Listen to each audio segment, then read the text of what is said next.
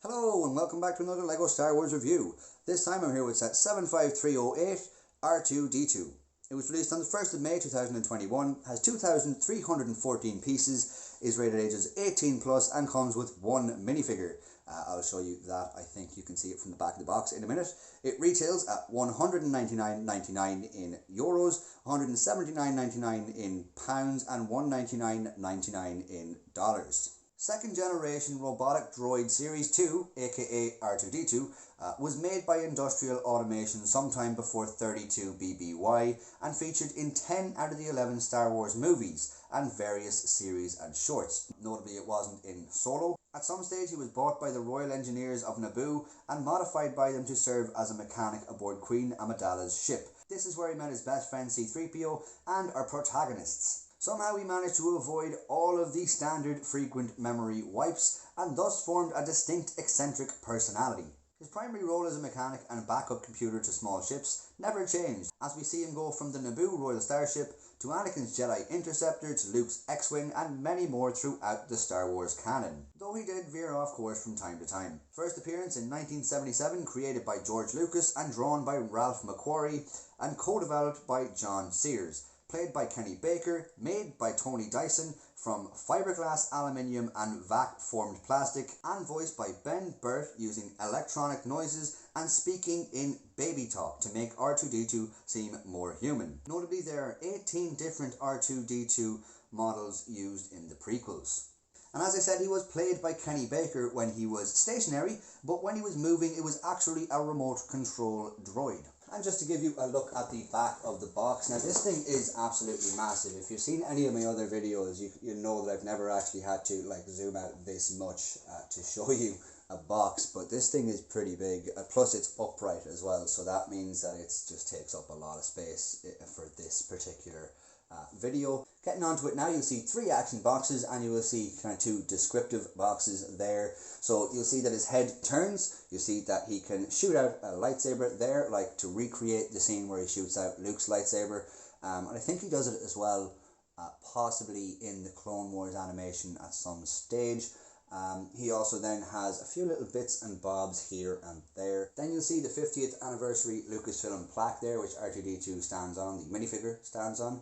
And you'll also see the dimensions for it there as well. You'll also see the minifigure that comes in this set is R2D2 himself. I'm not sure, is it new? I don't think it is, but it is still nice to have that little minifigure in there because it does look well with the plaque there. You'll also see 3 images of R2D2 from the live action, one from each trilogy, which is a nice little nod to each trilogy there as well. But yeah, without further ado, let's get straight into the review. So here you'll see everything that comes in the set. It's primarily a display set, so it doesn't come with an awful lot of play features. It does, however, come with a few. Like, it has Luke Skywalker's lightsaber over here. It has the UCS plaque with printed brick there, the Lucasfilm brick. I think it's really nice. And it also comes with an R2D2 minifigure. Now, I don't really think as a display set that the minifigure should be counted as a separate entity. I think he should be counted as part of the stand because it just is the way it's supposed to be, but I will just kind of touch on him as a minifigure as well. So just touching on the quality of this thing here, it's not great. I mean, it's a very small little build, and it's like that. See, that's one problem with it. Like the vent there keeps coming off. It's just literally only held on by one stud, as you'll see there. It's primarily studs with a little rod in the middle. I think it's a little golden rod in the middle there. But like I think if I take that off, you'll be able to know what kind of rod it is. It goes down as far as here, and then just studs and these little kind of the little Technic bits there. There's really not much I can say about it. It's an okay representation, but it is very, very flimsy, and I don't know, it is what it is. I mean, some people love it, some people hate it. Some people have done mocks of these to create different little lightsaber hilts, but yeah, it's a nice addition to the set, definitely, for just the play feature more than anything else, that little feature, because it reminds you of that iconic scene on Jabba's sail barge. Next up then we have the UCS plaque, and one thing I hate about this is the sticker.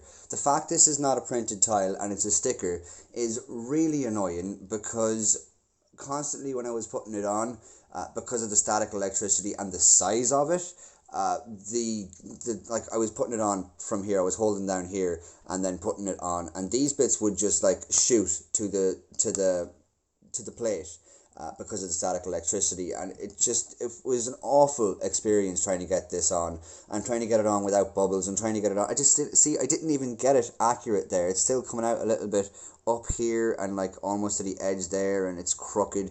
I mean, it's really annoying when you spend €200 on a set and then this happens. But other than that, it's a nice stand for what it is. I'm really annoyed at the sticker, but ignoring that completely, the printed Lucasfilm brick here is really nice. There's a small bit of a shine to it there with the gold writing, and the little kind of just all the little detail there at the back is really nice to see there. It's nice that they've added that in as a printed tile. You'll see there that R2D2 stands on like the plate and the two studs and stuff there. On the back you'll see kind of the mechanism that they use to just to hold it all up properly, and that's nice, but it's fairly standard. They also have this part as well to keep it well balanced.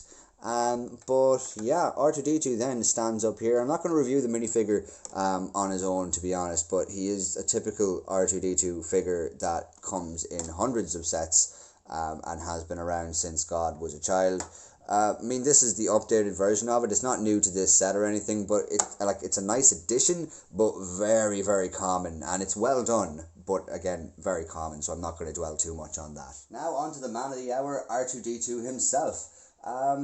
It's really nice. I'm going to go through a few different things. I'm going to do playability, displayability, and collectibility. So first off, with playability, I'll show you all the features and how well they work, and to see if it is really a toy. So the first feature I'm going to touch on is probably one of the most attention grabbing for people who have the older R2D2 and want to kind of upgrade their current set.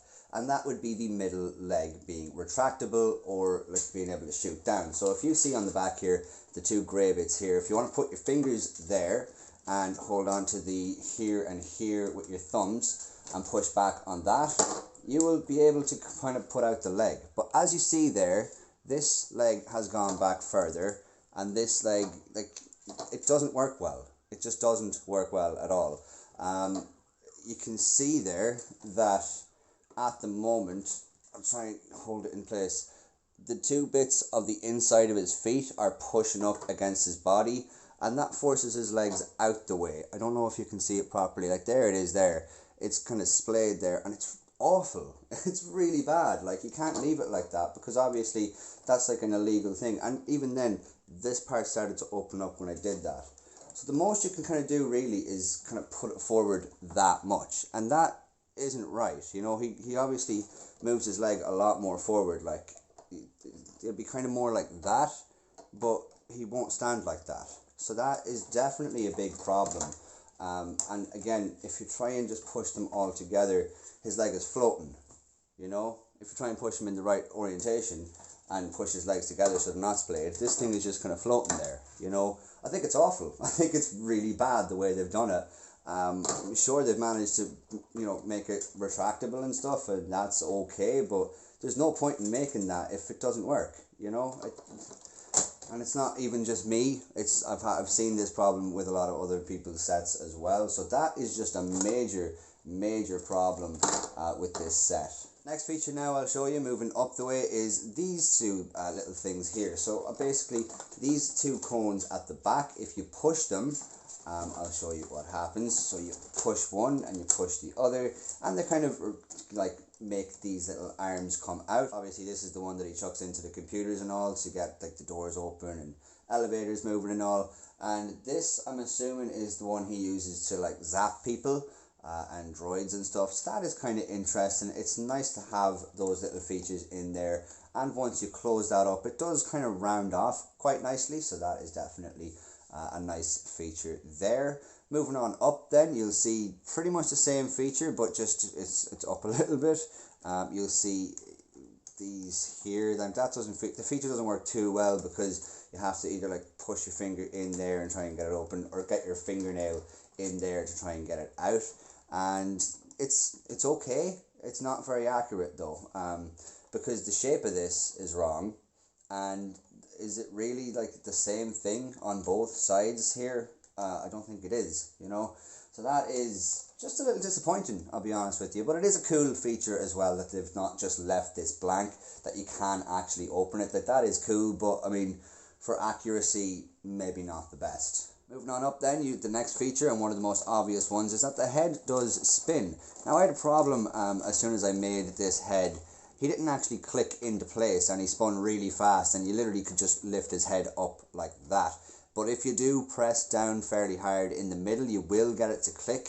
So if that's something that is a problem with your set, just do give it an extra push and it will click into space. Now, it is like kind of, you know, it's still not that sturdy, but you know, it does the job. Next feature I'll show you then is Luke Skywalker's lightsaber being hidden away inside him. Now this is, you're not going to be able to get this panel open any other way than this little corner here. So you push up on that little corner and it just kind of pops off. Now, like, that is a problem because, you know, if you do it too quick, this is gonna fall off and either break on the ground or get lost somewhere. You know, it could be a problem for people. But anyway, you take the lightsaber out then and what have you. I mean, that's pretty much all that is. It's just a little storage thing there for the lightsaber. As you'll see there, there's just a little hole in there. And that's where the lightsaber goes. I mean, there's not really much else to say on that one, and you can pop it back in then and put the tile right back on. Now the tile, you wouldn't actually notice it if you didn't know about it, so that is really nice, the way it just kind of uniformly goes straight back into the finished piece. Last but not least then, we have the periscope, and that is right here at the back. So if you lift it up enough and turn it slightly, you will be able to lock it in place up there, and that's pretty cool. I like the way it's done because you got the translucent tiles in the middle there, and you got the translucent blue studs there as well. Definitely nicely made, I think, and it looks accurate. I think it could have done with going up a bit higher, I'll be honest with you. It definitely could, maybe about this high, and I don't think that would have been something that's impossible to do, so it's kind of a shame that they didn't make it just that little bit longer. Now on the back here, you'll see that it's pretty much the same as the front. You can't really take it up from any other place properly than the back. So you get this corner here and you lift it up and then you can turn it around and stuff. And it's nice, it is nice, but again, I just think it could have done with that extra length. In relation to how it uniforms, it does kind of shake a little bit. So rather, like, not like this, you would actually notice that this is like loose or flimsy or something, and you will notice there's something there, whereas this is almost completely hidden, like, you know. So that is a nice little thing about that. But you know, they did what they can with that, I suppose. I think they've added a decent amount of features, but I don't know if they've, like, it's a little worse than the last one if you ask me, because the middle leg doesn't work. I mean, it just doesn't work. I mean, you know, he's floating there now. That's the only way he actually worked fine. His legs are splayed. I mean, this is really bad. These two are okay, but it did lose the buzzsaw. These two are a little less accurate, so that's not really that great. This is actually one of the best features, I think, because, I mean, even though this bit might fall and stuff, you can actually display it with the lightsaber half hanging out like that, to represent that scene if you want, and then it does just kind of go back really well there. Again, you wouldn't really notice that it's really in there. This is an okay one. Again, it could be longer, but you know, the features are kind of half and half. On now to displayability, and it looks really good, I think. Much better than the last one, because the last one was fairly blocky, and I don't think it worked well because of it being so blocky. Don't get me wrong, I do love kind of blocky builds with Lego because it's a square and I like seeing the studs, and you know, it's a different kind of toy than a Black Series figure or an actual statue. But this one is an awful lot nicer. You can still see the studs, you still know that it's Lego, but it's a lot smoother than the last one, which is definitely really nice to see there. when it comes to this leg for displayability, it's awful because you display it like that, your legs are going to break. It's essentially an illegal move to keep it the way the designers have intended it to be kept. So that is really disappointing. I'm not going to dwell too much on that because I'm kind of heated about that. Another display point that is really nice, I think I mentioned it in the play part, is that you can display it with this thing poking out a little bit. If I can get it right there. There is a way, I think I showed it to you in the last part of the video, but you can actually display that coming out a little bit to recreate the nice scene. You can also display it with this up if you want, which is nice. And you know, another thing you can do is you can display it kind of like this so that it looks like he's malfunctioning. So that is definitely like a cool thing you can do if you want to recreate the scene where he kind of freaks out and gets zapped by the Jawas and all those different kinds of scenes, which is nice. Another way you can display it is like this, just about to, you know, get ready to hack into a computer somewhere, or just about ready to buzz some people and electrocute some people.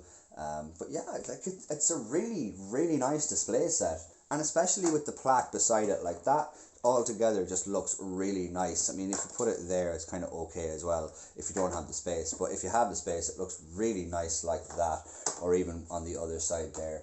It's definitely a really nice set for displayability. But moving on now then to collectability. Now collectability, it's kind of nice because you have the older version of them, and if you have both, then you're kind of collecting it. And if they're probably going to release another one, like I don't see them not releasing another one in a couple of years. So if you get that one as well, there probably is a collectible value to that. But if you're not collecting R2 specifically, there is a collectability in the fact that you can collect all the different droids. Like there's Dio, there's BB-8. I've seen a mock of the droid from Jedi Fallen Order. So if you wanted that, it'd be a nice little setup if that's something you were actually interested in. It's a nice little collectible kind of thing as well. It would look well on a shelf all lined out like that. So for playability, I will recommend it not to a kid. I don't think it's a playable set. If it would be maybe if there was wheels on the bottom, if the third leg worked properly, and if you had a little bit more option here, if there was something else there in one of them inside being different, that would have been absolutely great. And if the periscope went up a little higher, then that would be perfect. It'd be the perfect playset as well. I mean, it's expensive, but it'd be a good playset. The fact that the leg doesn't work really drives down the set, because that's one of the key features in this set for people buying it and for people upgrading from the last set. So playability, I will rate it kind of in the middle there somewhere. It's not really a great set for playability. Now, one of the greatest play features with this set, however, works perfectly, and that's the fact that you can spin his head around in circles, and that's kind of, it's a must-have for R2D2, but it just works really well, and I think that's really nice. It does bring the set back up from where it was, but again, I would say it's not the perfect play set for a kid. So I seem to have found out how you're supposed to display this guy. So basically, when it comes to the legs, right, you lift it up and then you push it forward, and then like you need your two hands here. Like you can see there that it's not very good, but see, pieces are falling off all over the place now, and that's not good. So if I put this back, right, hold on a minute. So basically, if you lift it up, push his legs right back, it's really awkward to get proper. So you're trying to get the legs back like that, and then all 3 feet are on the ground. He doesn't really lie back properly, but it does kind of look like he's moving. Definitely not a good thing.